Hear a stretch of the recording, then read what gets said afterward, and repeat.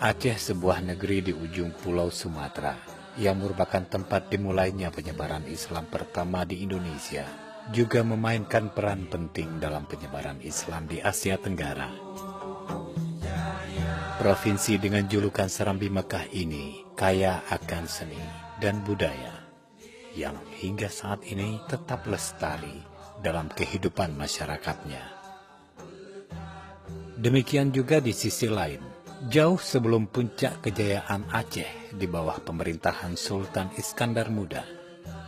Dalam perjalanannya, Aceh juga banyak melahirkan tokoh-tokoh terkemuka yang mencurahkan perannya bagi bangsa dan agama. Mereka berdiri di depan menentang datangnya kekuasaan asing yang ingin menguasai persada Ibu Pertiwi. Para tokoh pejuang ini bukan hanya datang dari kaum lelaki, tetapi juga dari kalangan wanita. Salah satu wanita tangguh yang dimiliki Aceh sehingga diakui sebagai pahlawan nasional karena uniknya memilih kiprah perjuangannya di jalur bahari. Beliau adalah Laksamana Kemalahayati. Kemalahayati ya, sebagai simbol seorang wanita pejuang besar, tidak hanya untuk Aceh tapi dunia dikenal. Dan kita malu beliau sebagai seorang admiral. Jadi admiral itu laksamana laut yang belum ada negara lain di dunia waktu itu yang bisa menjadi seperti beliau.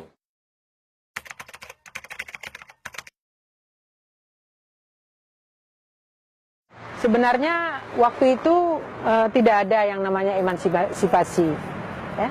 Beliau sendiri mungkin saya yakin tidak kenal apa istilah dengan emansipasi. Ya.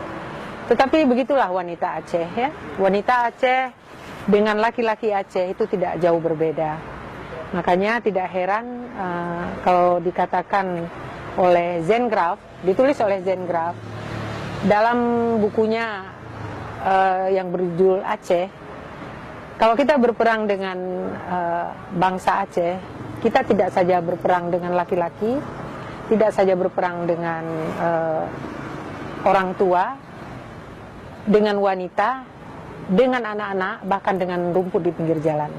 Jadi begitulah kelihatannya orang Aceh apabila mendapat serangan dari pihak luar yang ingin merongrong kedaulatan negerinya, mereka tidak segan-segan untuk saling bahu-membahu.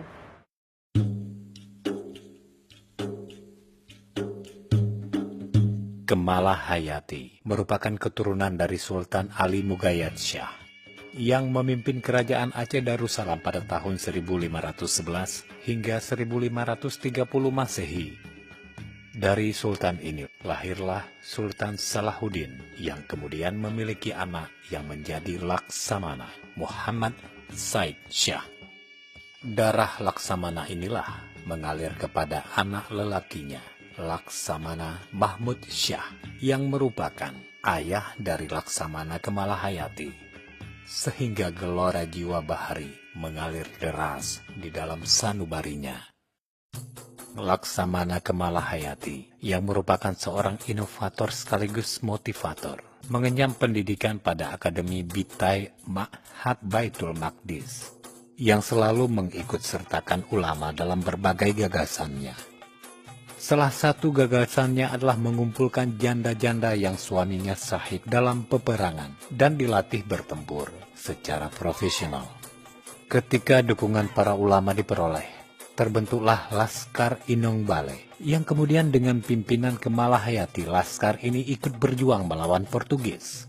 Karisma inilah menggugah semangat para gadis untuk turut menyumbang tenaganya dalam perjuangan.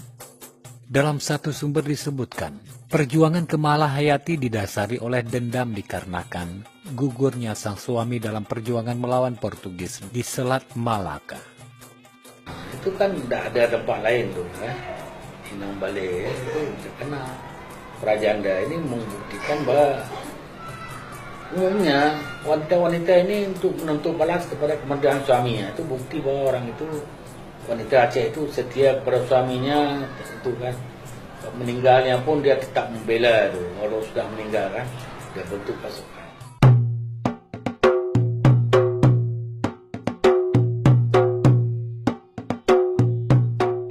Kisah kepahlawanan Kemalahayati dimulai ketika ia ingin melanjutkan niat balas dendamnya dengan cara mengajukan permohonan kepada Sultan Al-Mukamil untuk membentuk armada Aceh yang prajuritnya merupakan wanita-wanita janda yang kehilangan suaminya di pertempuran Teluk Haru.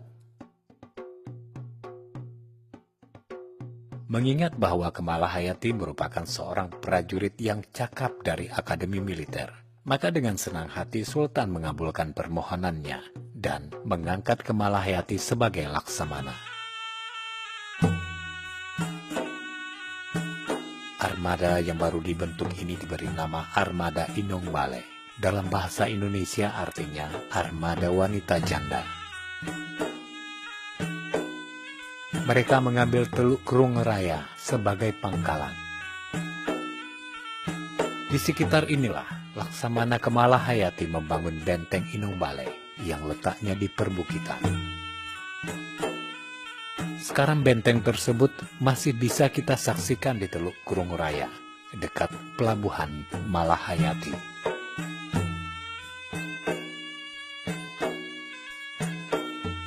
Kisah pertempurannya yang paling terkenal adalah dengan Houtman bersaudara, yaitu Cornelis de Houtman dan Frederik de Houtman.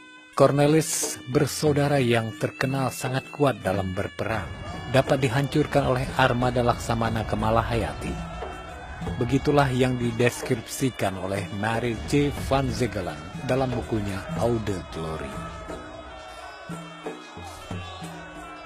Laksamana tangguh inilah yang menusukkan pedangnya ke dada Cornelis de Houtman.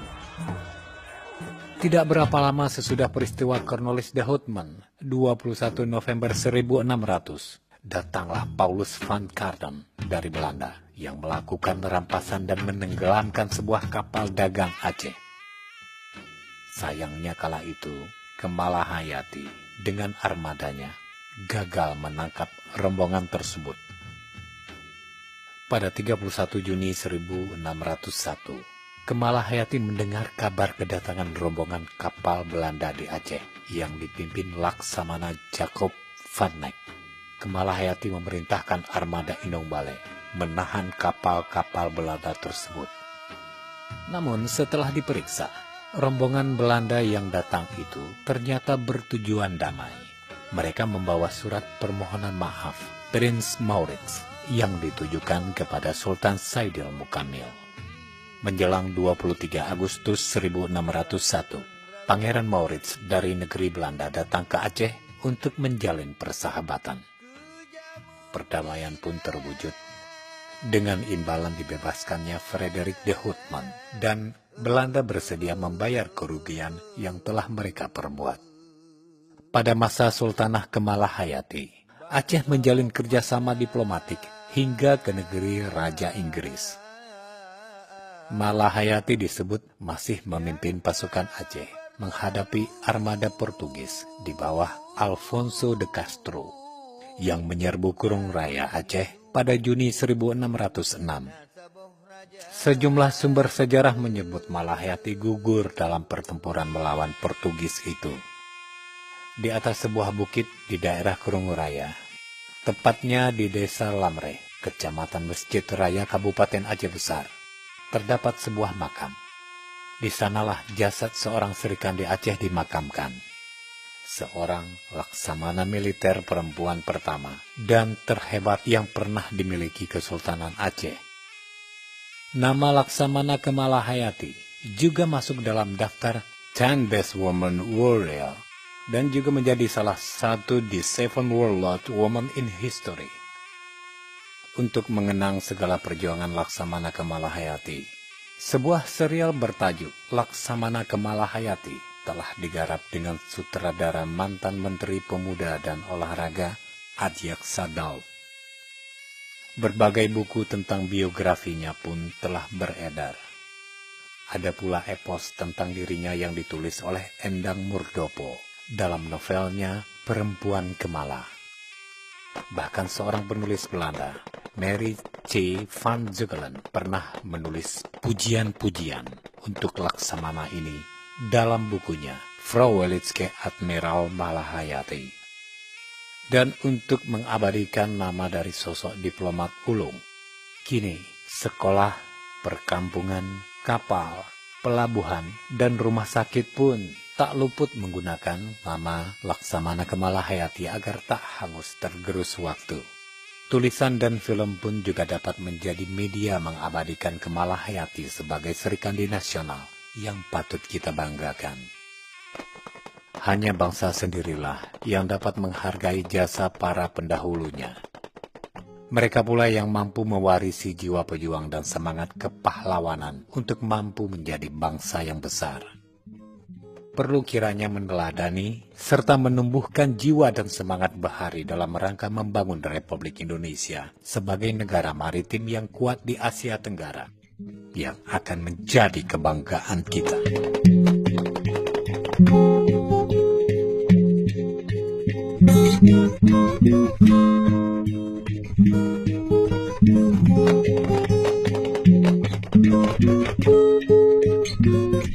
Orang Aceh itu konsep hidupnya adalah, kalau kita sebut dengan hadis majah itu, adan dengan hukum lagi adan dengan sifat.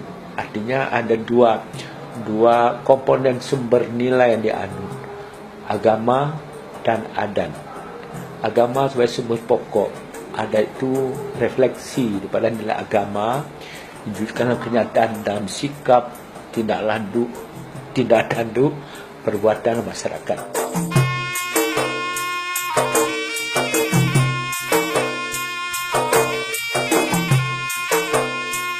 Generasi muda ya, supaya mampu mewarisi semangat seperti apa yang telah dilakukan oleh Malahayati demi kedaulatan negeri ini.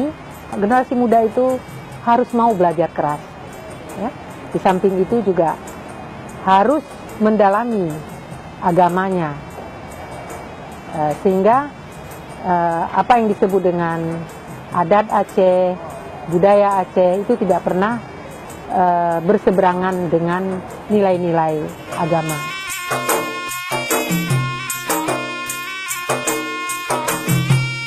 Dan kita harus sadar, kita tidak ada sekarang tanpa ada orang dulu, tanpa ada dulu.